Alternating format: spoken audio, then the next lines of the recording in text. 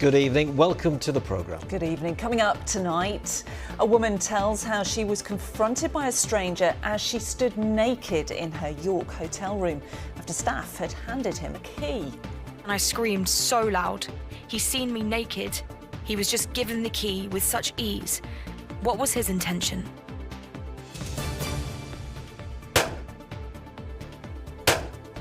Under fire, a major investigation into game bird breeding makes claims of mistreatment and unnecessary suffering.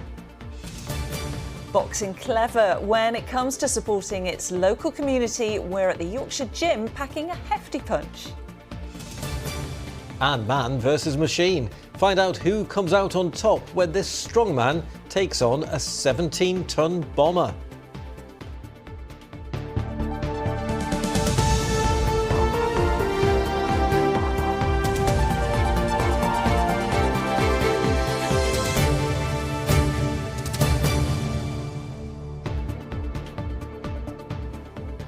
But first, a woman has told how she was confronted by a stranger in her hotel room as she stood naked after staff had handed him a key to get in. It happened at a travel lodge in York and came after a man sexually assaulted a woman in one of the chain's other hotels in the southeast 2 years ago. The company has apologised, saying its security policy hadn't been followed properly and that it's since been strengthened. Well, Michael Billington's outside the York Central branch for us tonight. And Michael, how on earth did this come about? Well, Ian, it was June last year when Sarah, as we're calling her, was staying here in York after a work conference. Now, also here at the time was a group of men. They were wearing fancy dress and had been drinking. They were whistling and making comments towards her. Now, what happened next might sound extraordinary, but it seems one of those men, upon request, was simply handed Sarah's room key by a member of staff. He just went to reception and said, "Can I have the key for this number?" And they just said, "Yeah, here it is," and gave it to him. I heard him shout my room number to his friend. That worried me, so I locked the door. I'm about to go in the bath, and that same man entered my room, and I screamed so loud. I ran forward and was able to shut the door on him. He's seen me naked. He was just given the key with such ease. What was his intention? Well, Sarah reported it to the hotel and to the police. Travelodge have now told us that its room security policy at the time wasn't followed correctly by a former member of staff, and that it's since strengthened its policies so that extra keys are only given out with the explicit permission of the person staying in the room. They also say what happened to Sarah was unacceptable and say they are very sorry. But this isn't the first case like it, is it? It's not. Sarah got in touch after an ITV News investigation after a man was jailed back in February for sexually assaulting a woman in a travel lodge room in Maidstone. He'd pretended to be the woman's boyfriend in order to get her room card. Now, that was back in December 2022, and Sarah tells us that she's furious that it seems a similar security breach was able to happen more than 2 years later.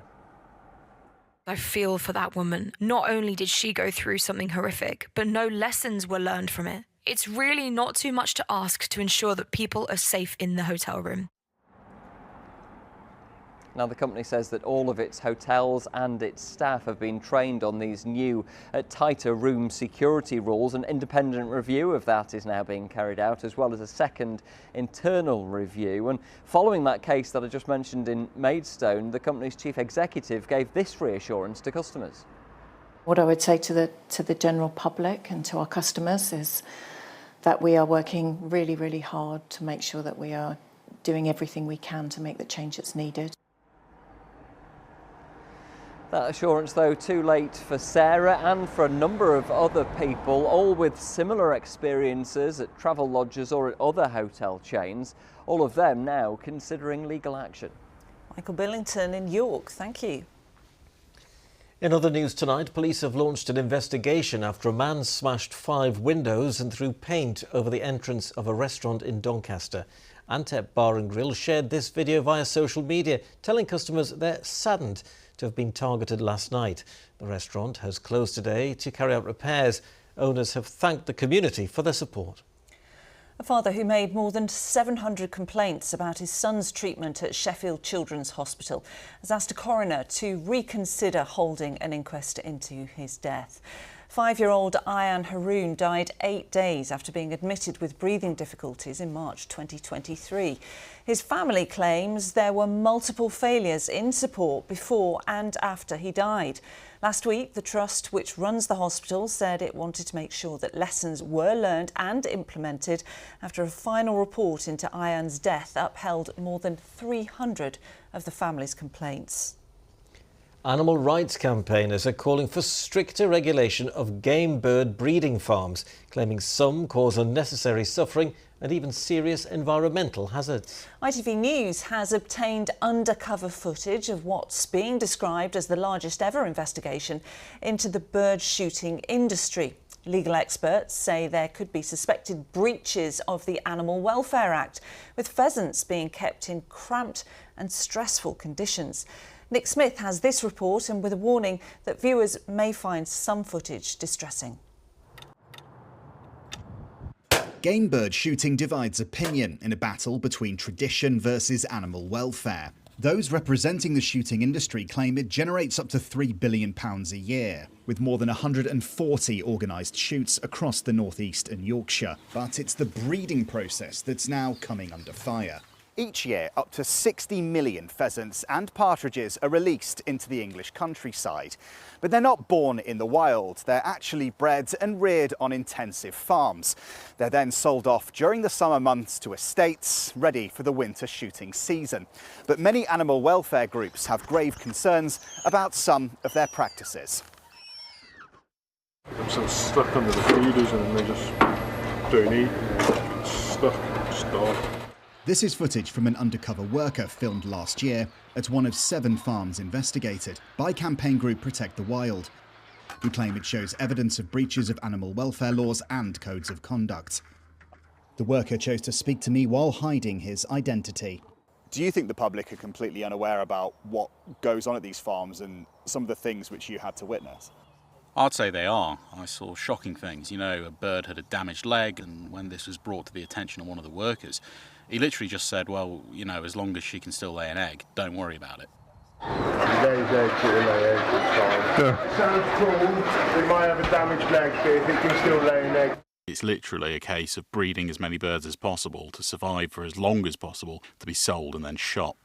To prevent fighting, birds are seen placed alone in small cages with little room to move, one of a number of concerns observed by Protect the Wild. We have conducted what we believe to be the largest undercover investigation into the British bird shooting industry. You've got probably hundreds, if not thousands, of these cages in fields across England where these birds are not able to show any, natural behaviours. There isn't proper legislation, there isn't proper regulation, there isn't proper oversight of what they're doing or how they're doing it, and that is a serious, serious problem.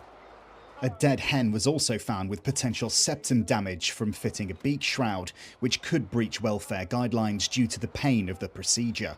Been putting this foam out and all sorts of poisoning methods that you're not supposed to use in a desperate effort to try and kill what's here because they're eating the eggs. This may imply improper use of rodent poison, which is highly regulated due to environmental risks. Poison pellets were also found uncovered beneath cages, potentially risking consumption by wild birds. Aisha Smart is a barrister who specialises in animal welfare law. She has reviewed the footage for Protect the Wild. These game bird farms, they are less frequently visited in comparison to, say, for example, your factory farms where you've got pigs and cows and chickens. So there's no compulsory requirement to go in and inspect them. In terms of the environmental conditions that these animals are put in, they're put in cramped, barren cages. It's effectively like being in solitary confinement in a prison. They're resorting to aggression with other birds because they're so hemmed in. When you compare it to the legislation, there's no underlying justification for that. The Game Farmers Association declined our offer for interview, but in a statement told us, the GFA promotes high welfare standards and best practice across the game farming sector, and the overwhelming majority of game farms operate to these high standards. Where issues arise, we work with members to address them and improve practice. However, the GFA does not have legal powers of enforcement. We reached out to the farm filmed by the undercover worker with multiple requests to address his allegations, but had no response. Those running game bird shoots often say conservation and sustainability are at the heart of what they stand for. But more questions are being asked about the industrial scale of how their targets are bred and the pressures that puts on the wider environment too. Nick Smith, ITV News. Well, we also put the allegations in Nick's report to DEFRA and the Animal and Plant Health Agency. A DEFRA spokesperson said, "We want to see the highest possible animal welfare and environmental standards across the game bird industry." In March, we announced that we would review the evidence and issues associated with it. And the Animal and Plant Health Agency told us, "We take breaches of animal welfare legislation very seriously and investigate every allegation reported to us. We will always take appropriate action where non-compliances with regulations are found." Thanks for being with us for tonight's calendar, and still to come on the programme, it was planes, strains and photo appeal as this strongman took on a World War II bomber at Elvington. See how he got on in just a few minutes. And if it's been feeling a little bit cool for you, well, the temperatures are on the up. Full details coming up very shortly. Now, an inquest into the death of a Barnsley teenager who took her own life has heard that her school failed to carry out risk assessments after she self-harmed twice in class in the months leading up to her death. 14-year-old Willow Lee, who was also known as Ollie, died in October 2024 after her mum says she was subject to relentless bullying at Barnsley Academy. Today, the school gave evidence at the first day of the inquest in Sheffield. Ben Bason was there. An extraordinary young girl who brought both chaos and light into every space she entered. Those were the words of Willow's mum, Courtney, today, as she remembered her daughter at her inquest. But behind her smile was a troubled existence. Willow identified as Ollie towards the end of her life and continued to use the pronouns she, her. She had mental health problems and was waiting for an assessment for autism. But she also faced real challenges at Barnsley Academy, where her mum says she was relentlessly bullied. Today, the designated safeguarding lead at the school, Mary Potter, was the first to give evidence at the inquest into her death. She detailed a string of incidents involving Ollie.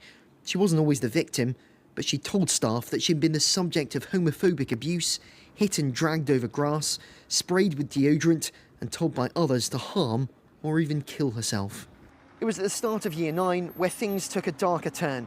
The inquest here today heard that in the space of a week, Ollie used sharp objects twice to harm herself during lessons. But neither incident led to the school drawing up a risk assessment called a safety support plan. The coroner asked Miss Potter whether, in hindsight, she thought there should have been one. She replied simply, yes. Ollie went on to attempt suicide twice at home. After more than a month off school, she returned in February 2024. 8 months later, she took her own life. The school today said they thought the support they provided was appropriate, but Ollie's mum, Courtney, thinks more could have been done. She's calling for a new criminal offence of bullying and says if Ollie had been assessed by a mental health team, she may still be alive today. Mental health and council bosses are due to give evidence later in the inquest, which is due to last until the end of the week. Ben Mason, ITV News, Sheffield. Well, the big day is nearly here. After weeks of campaigning, tomorrow polling stations in places across the region will open for this year's local elections. Many of you may have already voted by post, but it's only after the polls close tomorrow evening that the arduous process of counting votes gets underway, with potentially huge implications both locally and nationally. Well, our political correspondent Fred Dimbleby has been following this campaign across the region and joins us in the studio now. So Fred, just what is at stake in this election? Well, you're probably bored of me saying this at this point, but these elections could have massive consequences, as you mentioned, not just here in the region, but across the country. But these are some of the areas that we will be looking at most closely. They are Labour-run Bradford, Calderdale, Wakefield and Barnsley Council, and also Kirklees, where there's a Labour leader, but no party has overall control. That's why it's in the grey. Why are these the ones to watch? Because they are all-out elections where every seat is up for grabs. And that means you could see seismic results, especially with challenger parties like the Greens and Reform eyeing up votes. The other big areas up for election are Labour-run Leeds and Sheffield, which again is Labour-led, but where no party has overall control. Here, a third of councillors are up for grabs, but again, Labour faces a real challenge from the other parties. And just a reminder, polling stations open from 7 a.m. until 10 p.m. tomorrow, and you will need photo ID to vote. So look, a fascinating few days in British politics to come. Yeah, and Fred, when are we going to know the results? Well, unlike general elections where we usually wake up the next morning and we know pretty much who has won and who has lost, the process is a bit slower. Very few places are counting overnight. Most of the places that I just mentioned, they're counting on Friday. Bradford actually continues counting until Saturday. Even when we know the results, if we have a number of parties gaining a significant number of councillors in certain councils, then it may take time to work out who's actually going to run that council. But having said all that, I think by Friday afternoon, Friday evening, when calendar fortunately goes on air, we will have a pretty good idea of where things stand. And just to remind you of what is at stake here. For the Conservatives, it's about making sure they can improve on recent election results. For Labour, it's about holding on to enough of their seats to avoid a leadership challenge for Keir Starmer. And for the Greens and Reforms and the Lib Dems, about showing they can have a real impact on our politics. Very interesting to see what happens. Thank you very much indeed. Fred Dimbleby. Thank you, Fred.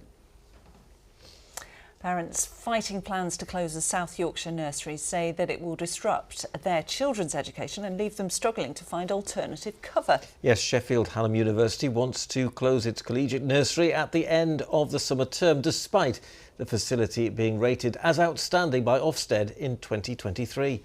Martin Fisher has the story. Getting 3-year-old Theo ready for nursery, Mum India knows come the autumn she might have to find a new place to take him. The biggest effect would be to Theo because he's been here since he was 1 and the plan was that he would be here for another full year from September until he goes to school. He pretty much thinks of the staff as family by now. The nursery originally opened in 1979 and families say it's been a huge support across the generations. It's particularly valued by parents of SEND children, like Dan, whose 2-year-old son Louis has Down syndrome.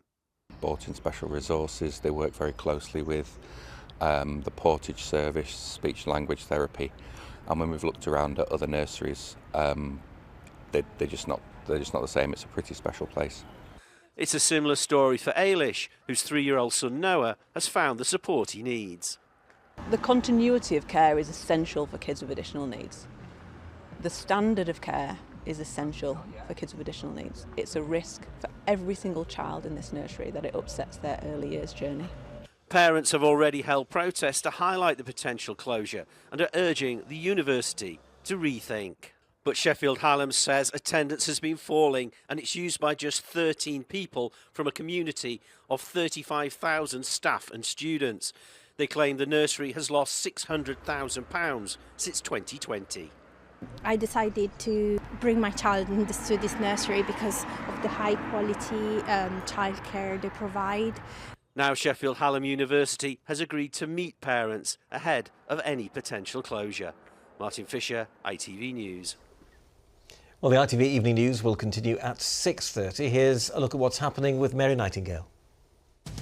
Coming up on the programme, several hantavirus patients are evacuated from a cruise ship off Cape Verde, but now the row over where it should dock. The new trial exploring the benefits of double cochlear implants helping people to hear again. It was like being reborn. It's the singularly best thing that has ever happened in my entire life. And the 94-year-old piano player who's released his first album for charity. Well, do join me for those stories and more at 6:30. Mary, we will, thank you. Well, next to the Yorkshire Boxing Gym, which is punching above its weight when it comes to keeping youngsters on the straight and narrow. Since Goole Amateur Boxing Club opened its doors 5 years ago, police say they've seen a significant drop in antisocial behaviour. Organisers insist that local kids aren't bad, they are just bored, and it's why they're looking to expand the gym so that more of them can get their gloves on. Emma Hayward has the story. There's no holding back here. This group of children are being encouraged to think on their feet in this former bank turned boxing gym. And in this corner of Goole, people of all ages are being put through their paces. Lewis, who's 13, was really poorly earlier this year. Coming here is helping him with his recovery. It gives me a way to release stress and anger, I would say. It's like makes me stress-free. Gives me a reason to like push through and that, to like persevere and just keep on going in it, if you get what I mean. Goole has had its share of problems with antisocial behaviour. In the 5 years, though, since these premises opened, which were born out of a gap in youth provision, police have acknowledged that levels have fallen. Kids are not bad, they're bored. Kids are not naughty. They've just got nothing to do. So antisocial behaviour starts when they are bored and there's nowhere for them to go. So having places like this and different opportunities will stop that antisocial behaviour. More than 230 people are now using this club, including Richard. As a farmer, he's always been able to roll with the punches, but says taking up boxing has helped slow down the progression of Parkinson's disease. I think all exercise is good for many disorders, but I think boxing combines the brain and the body. You can go for a run and it's great cardio, you can go for a swim and it's great cardio. With boxing, you're doing a lot of really hard physical work, but also a lot of hard mental work as well. So I liken it to a game of chess. Moving forwards, the club is trying to raise the money to secure its future and expand into the building next door. As you can see, we now have outgrown where we're having to turn people away, which is not ideal. So by having the new facilities, doubling the size of the club will allow us to allow more people to come into the club. The club's supporters say the work being done here isn't just about building strength and resilience. It's about building a better community. Emma Hayward, ITV News in Goole. Doing a great job, aren't they? Yeah, certainly making a difference there. Well, finally tonight, you know, Lara, you don't get to be one of the region's strongest men by ducking a challenge. Speaking from experience. I knew you were going to say that. So Miroslav Polodek, who boasts a string of strongman titles, was invited to try pulling the gigantic Halifax bomber at the Yorkshire Air Museum. Using only brute strength, he jumped at the chance. It was all as a curtain raiser for the museum's big reenactment weekend, which is coming up. The question is, though, of course, could he do it? Well, John Hill's been to Elvington to find out. It weighs 17.5 tonnes. It helped to defeat the Nazis. It is quite simply an icon. But can this Halifax bomber, the Yorkshire Air Museum's star exhibit, be shifted 12 metres? That's the challenge, and Hull's 3 times strongest man, Miroslav, is the man to take it on. Miroslav, let's be honest, it looks big, it looks heavy. Yeah, massive. How are you feeling? Feeling very comfy. It's no stress, no panic. Feeling very cool, and I feeling I can do it. Come, Miroslav! Miroslav, originally from Slovakia, has form in this game, training like this in the gym, preparation for eye-catching pulls like this. But then the Halifax has a pedigree all of its own. Now the Halifax is took off. Along with the better-known Lancasters, the Halifax was one of the heavy bombers which took off night after night over occupied Europe, often under a barrage of enemy fire. Fast forward to today, will it move? Attempt number 1.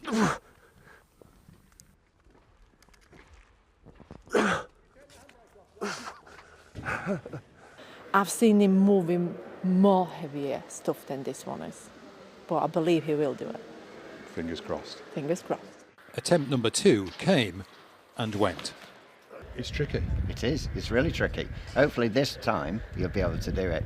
It's quite an uneven ground, and the tyres look a little bit on the flat side to me.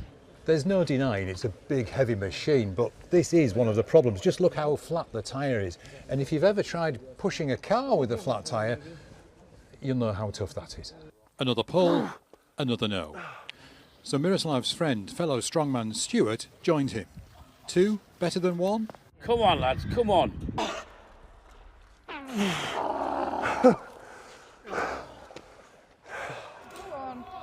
Go on, pull it.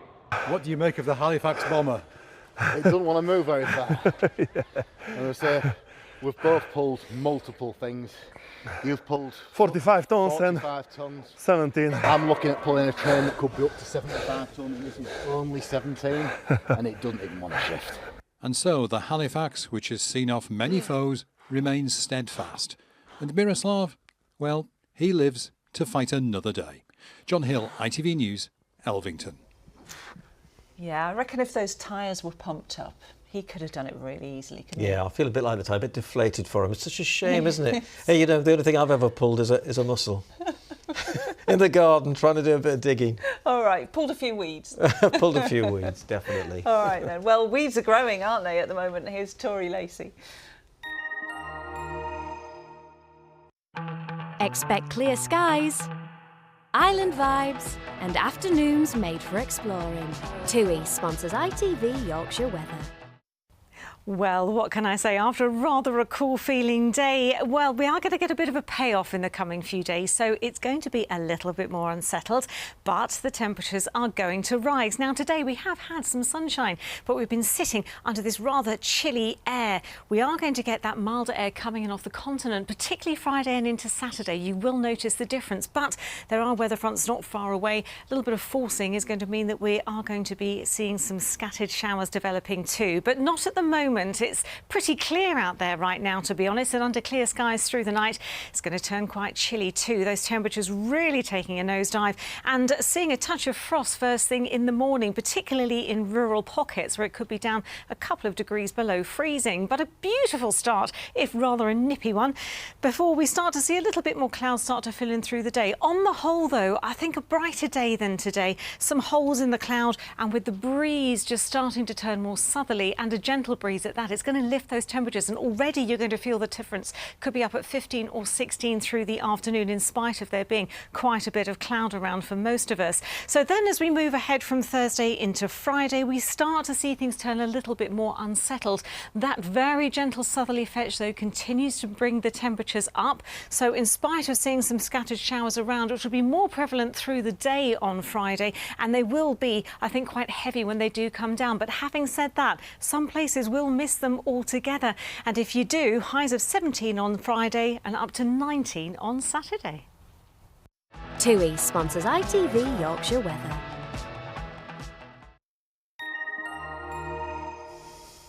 Good weather's coming back then, by the sounds of it. 19 on Saturday, that's what we like to hear, don't we? We do. We'll have to start watering the gardens again though, won't we? Well, there is that, I suppose, yeah. That's it for now. We'll be back, of course, with our late news at 10:30. Yes, thank you very much for watching. Good night. Good night.